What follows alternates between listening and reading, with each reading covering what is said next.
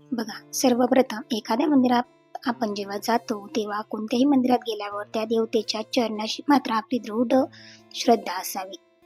मगच आपण नंतर मग दर्शन घ्यावं. दुरून देव दिसले तरी चालतील, पण घाईघाईत दर्शन घेऊ नये. 2 मिनिटं थांबावं. देवतेशी छान असा संवाद साधावा. मनामध्ये असलेल्या आपल्या काही आतुरतेच्या गोष्टी किंवा एखाद्याविषयी असलेलं प्रेम, जे देव आपल्याला आवडतात त्यांच्याविषयी मात्र वेगळीच दृढ निष्ठा आपल्या मनात असते. खूप सारं बोलावंसं वाटतं जेव्हा आपण छान असं मंदिरात जातो, केंद्रात जातो. सतत रडगाणी तिथे गेल्यावर सांगायची नसतात. आपण आत्तापर्यंत जे काही मिळवलेलं आहे, त्याबद्दल एक छोटीशी का होईना आपण कृतज्ञता व्यक्त करावी. तिथे गेल्यावर आपलं मन, शरीर अगदी प्रसन्न ठेवावं. नंतर आपण छान एकरूप होण्याचा प्रयत्न करावा. त्यांच्या डोळ्यांशी, हावभावाशी छान असं बोलण्याचा प्रयत्न करावा. त्याचप्रमाणे अशी काही सुंदरशी माझी सकाळ झालेली होती, तर इथे थोडाफार काही भाजीपाला आणलेला होता. माझ्या एक फ्रेंड आहे वर्षाताई, त्यांनी छान असा शेतातून भाजीपाला आणलेला होता, तोच मला दिलेला होता. बघा, द्राक्षेसुद्धा आणलेले होते, काही वांगेसुद्धा होते, टोमॅटो होते आणि थोडासा कोथिंबीर. द्राक्ष तर आपण मार्केटमधून नेहमीच घेत असतो.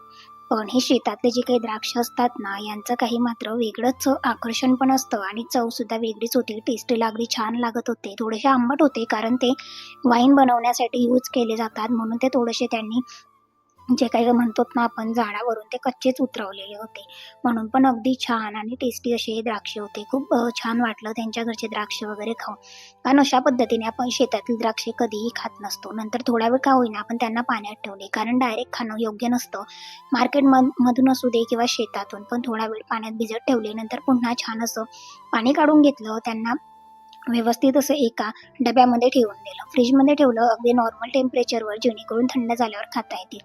लगेच इथे स्वयंपाकाची तयारी करायची होती. जेव्हा मी द्राक्षे घ्यायला गेली, तेव्हाच मी थोडीशी जे काही उडीद डाळ असते आपली, ती भिजत टाकलेली होती थोड्या वेळ आधी आणि छान अशी 1-2 उकळी आणून घेतली.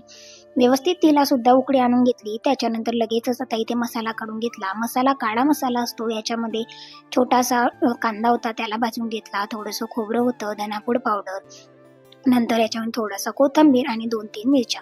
ह्याच पद्धतीने काळ्या मसाल्याची भाजी होत असते. लाल सुद्धा करू शकतात. लाल मिरची पावडर वापरून लाल मसाल्याची सुद्धा भाजी होते. एक छोटं टोमॅटो त्यांनीच आणलेलं होतं, सो त्यांच्या शेतातलं ताजं टोमॅटो सुद्धा या भाजीमध्ये वापरलं होतं आणि अगदी टेस्टी झाली होती ही भाजी.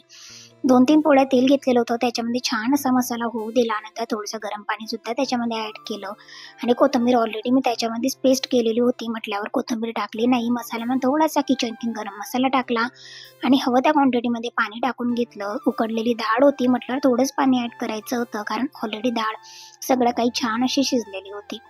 नंतर हवं तेवढं थोडंसं मीठ टाकलं आणि छान लागते अशी उडदाची डाळ. हिला कोणी काळी डाळ म्हणतं किंवा अशा वेगवेगळ्या पद्धतीने सुद्धा नावांनी प्रत्येक भागामध्ये ओळखली जाते.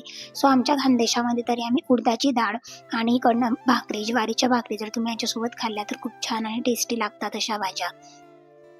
आणि कसं आहे ना, थोडं करत अजून पुन्हा चेक केलं, कारण जास्तच जर तिला आपण होऊ दिली आणि जास्तच पातळ झाली तर पोळी मळून खाता येत नाही किंवा पोळीला सुद्धा लागली पाहिजे. त्याच प्रमाणामध्ये असं थोडं करत पाणी ॲड त्याच्यामध्ये केलेलं होतं. चवीनुसार मीठ टाकायचं आणि छान इतकी टेस्टी होते ना ही भाजी. मी बऱ्याच दिवसांपासून केली नव्हती, म्हणून अचानक रात्री झोपताना लक्षात आलं का चला उद्याच्या हिच्यामध्ये आता सध्या आपण काळी डाळ म्हणजेच उडदाची डाळ बनवूया. आणि आमच्याकडे तर खानदेशी भागामध्ये भाकरीसोबतच हिला टेस्ट केली जाते आणि छान लागते सुद्धा. लगेच साईड बाय साईडला माझं जे काही होतं ते म्हणजे उडदाची डाळ वगैरे सगळं भाजी वगैरे होऊन गेली. इथे ब्रेकफास्टसाठी तयारी चालली होती. पुन्हा आज खमण ढोकळा बनवायचा होता, सो मी आधीच्या ब्लॉगमध्ये सुद्धा शेअर केलेला होता, म्हणून मी आज त्याची रेसिपी अजिबात शूट केलेली नव्हती. आणि लगेचच इथे आता छान कणिक वगैरे मळून घेतली आणि गरमागरम अशा चपात्या बनवल्या. 3-4 चपात्याच बनवायच्या असतात, जेणेकरून छान आणि मऊसूत चपात्या बनवल्या. कारण मला सुद्धा बाहेर जायचं होतं, कारण बाहेरची कामं म्हटली म्हणजे थोडंसं लवकर उठून आपली जी काही घरातली कामे असतात ना, ती मात्र आवरून घ्यायची, जेणेकरून बाहेरची सुद्धा कामे होतात. आहोंना थोडासा वेळ होता, म्हणून आहोंसोबत बाहेर गेली. बाहेर म्हटले म्हणजेच काय, तर भाजी मार्केटला जायचं होतं. जेव्हा सकाळी भाजी मार्केटला जातो ना, कमी शॉप असतात, पण मात्र सकाळचा भाजीपाला अगदी फ्रेश असतो. संध्याकाळी गेलं तर खूप सारे शॉप बघायला मिळतात, अजून जास्तीच्या व्हरायटीज सुद्धा असतात. पण आता भाजी मार्केटला अजून काही वेगळं सध्या मिळत नाहीये. गाजरांचा सीझन आता संपत आलेला आहे, म्हणून आहोंना सुद्धा गाजर हलवा खायचा होता, म्हणून आज सुद्धा गाजर आणले. पुन्हा थोडेसे कांदे वगैरे आणले, थोडासा लसूण आणला आणि आता लसूण सुद्धा अगदी नवा येतो आहे. आता आपल्याकडे गावाकडे सुद्धा याच पद्धतीने आता लसूण मार्केटला आणि प्रत्येक ठिकाणी आता नवीन लसूण आहे, जुना लसूण सध्या नाही आहे. नंतर जे काही बटाटे आहेत ते सुद्धा नवीन आहे. बऱ्याच बायका तिथे चिप्ससाठी किंवा वेफरसाठी सुद्धा आलू घेत होत्या आणि त्याच्यामुळे थोडासा वेळ लागला कारण गर्दी खूप जास्त होती. नंतर आता वाटाण्यांचे रेटसुद्धा आता हळू-हळू का होईना पण नॉर्मल रेट आहेत वाटाण्यांचे आणि वाटाण्यांचं सीझनसुद्धा आता लवकर संपेल म्हटल्यावर मी थोडेसे जास्तीचे वाटाणेसुद्धा आणले होते. भेंडी आणलेली होती, अगदी फ्रेश अशी भेंडीसुद्धा होती. जो काही छोटा-मोठा भाजीपाला होता तो सगळा निवडून घेतलेला होता. यापेक्षा अजून काही भाज्या मात्र जास्त मार्केटमध्ये नव्हत्या. वालाचे शेंगा किंवा वालाचे पोत्रे किंवा भरताचे वांगे किंवा इतर ज्या काही आमच्याकडे मिळतात चवीच्या शेंगा, अशा शेंगांपैकी कोणत्याही शेंगा नव्हत्या. फक्त वाटाणा अवेलेबल होता. नंतर ह्या मिरच्यासुद्धा मला वॉश करून घ्यायच्या होत्या. त्याच्यासाठी मी काय केलं, छान अशा मिरच्या ज्या काही होत्या ना, त्यांचे जे काही नाके असतात त्यांना तोडून घेतलं. असं व्यवस्थित जर तुम्ही छान असं स्टोअर करून पूर्ण भाजीपाला ठेवला, तर 8 दिवसाचा भाजीपाला हा आठवड्यापेक्षा जास्त म्हणजे 2 आठवडे किंवा 15 दिवस आपले निघून जातात त्याच्यामध्ये. नंतर 2 गड्ड्या मी आणलेल्या होत्या मेथीच्या, कारण म्हटलं चला कोथिंबीर वडीसुद्धा बनवूया. कारण आता हळू का होईना आपण म्हणजे हळू का होईना पण कोथिंबीर जो काय तो अगदीच महाग होत चाललेला आहे म्हटल्यावर 2 कोथिंबीरच्या जुड्यासुद्धा आणलेल्या होत्या आणि एक छान अशी मोठी मेथीची जुडीसुद्धा आणलेली होती.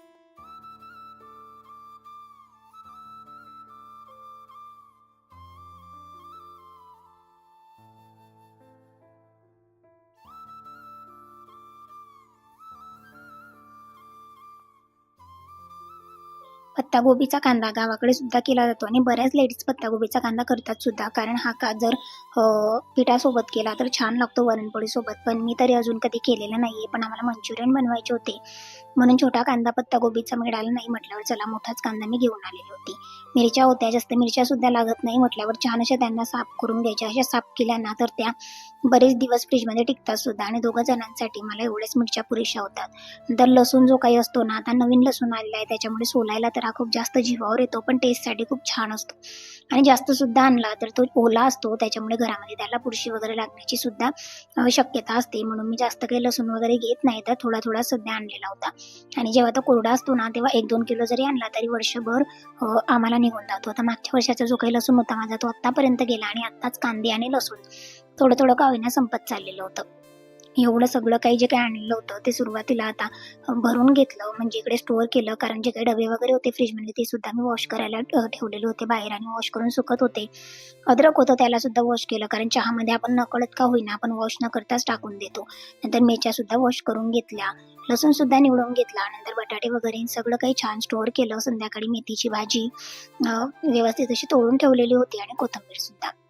इतकी छान अशी मेथीची भाजी होती. पण आता हिवाळ्यामध्ये जी काही टेस्ट असते ना मेथीच्या भाजीला ती सुद्धा मला या भाजीमध्ये अजिबात लागलेली नाही. एक छोटासा आलू कट केलेला होता, जिरं मोहरीची फोडणी टाकली, 2 मिरच्या, छान असा नवीन आणलेला लसूण होता तो छान असा ठेचून टाकला आणि एक आलू टाकला. छान असा आलू फ्राय करून घेतला आणि त्याच्यामध्ये लगेचच मेथीची भाजी होती कट केलेली ती टाकून दिली. कारण म्हटलं चला आता मेथीचीच भाजी बनवूया, नाहीतर ती जास्त दिवस अजून राहत नाही, तिला पाणी सुटतं किंवा ती सुद्धा खराब होते म्हटल्यावर छान अशी मेथीची भाजी टाकून दिली. त्याच्यामध्ये हळद, हिंग, थोडंसं मीठ टाकलं आणि छान असं मिक्स करून घेतलं. थोड्या वेळासाठी झाकण ठेवलं. साईड बाय साईडला पोळ्या सुद्धा माझ्या होत होत्या, कारण मी कणिक वगैरे सुद्धा मळून ठेवलेली होती आणि मेथीच्या भाजीला जास्त काही वेळ सुद्धा लागत नाही, सो लवकरच मेथीची भाजी सुद्धा होऊन जाते. थोडासा हिंग टाकायचा, हिंग टाकल्यामुळे छान आणि टेस्टी अशा भाज्या होतात. हळद टाकायची, कारण हळदने कलर येतो आणि खाण्याला सुद्धा अगदी मजा येते. नाहीतर गरमागरम छान असं मेथीची भाजी, पोळ्या, छान असं जेवण करून घेतलं. सो तुम्हाला आजचा सिंपल ब्लॉग कसा वाटला नक्की कमेंट्स करून सांगा. पुन्हा भेटेल उद्या.